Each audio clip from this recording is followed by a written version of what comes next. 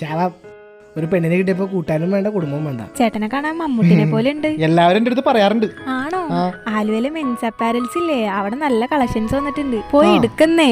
ശുക്രിയ baby. ശുക്രിയ baby. ശരി baby. Lachu വിളിച്ചിണ്ടായി. Lachu പറയണേ എന്നെ കാണാൻ മമ്മൂട്ടിനെ പോലെ ഉണ്ടെന്ന്. നമുക്കേ മെൻസ് അപ്പാരൽസ് വരെ ഒന്ന് പോണം. വന്നേ, ആവശ്യമുണ്ട്. ഒരു ഷർട്ട് എടുത്താൽ ഒരു ഷർട്ട് ഫ്രീയാ. കിടിലം കളക്ഷൻ. ചേട്ടാ എനിക്കേ മമ്മൂട്ടീനെ പോലെ ആവണമെന്നല്ലേ?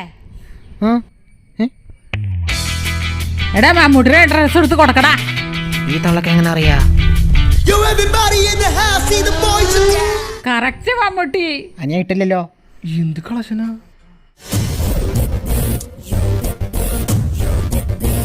അല്ലാ ബിലാലിക്ക, ഇത് പൊളിച്ച്. ഇതെടുക്കാം. എടാ ലച്ചു മെസ്സേജ് അയക്കണ് എന്നെ കാണാൻ. ടൊവിനോനെ പോലെ ആവണമെന്നല്ലേ? ആ ടൊവിനോനെ ഡ്രസ് കൊടുത്തേ. ഇതോ ഇട്ടിട്ടരാ. ഈ തള്ള കുട്ടിച്ചാത്തം വല്ലതും ആണോ? ഡേ ടൊവിനോ, എന്താ ഞാൻ ഈ കാണാന് എന്റെ ഈശ്വരാ, എന്റെ മോനെ. പൊളി പൊളി. എടാ ലച്ചു മെസ്സേജ് അയച്ചേക്കണു. ഡിവിൻ പോളി അല്ലേ? ഡിവിൻ പോളിയുടെ മറ്റേ ഡ്രസ് എടുത്തോട്ടെ.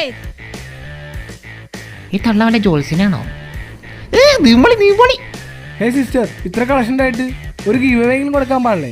ഓണായിട്ട് 5 ഷർട്ട് അങ്ങോട്ട് തറ്റേ. താഴെ കാണുന്ന 2 പേര് ഫോളോ ചെയ്യാ, 2 പേരെ മെൻഷൻ ചെയ്യാ.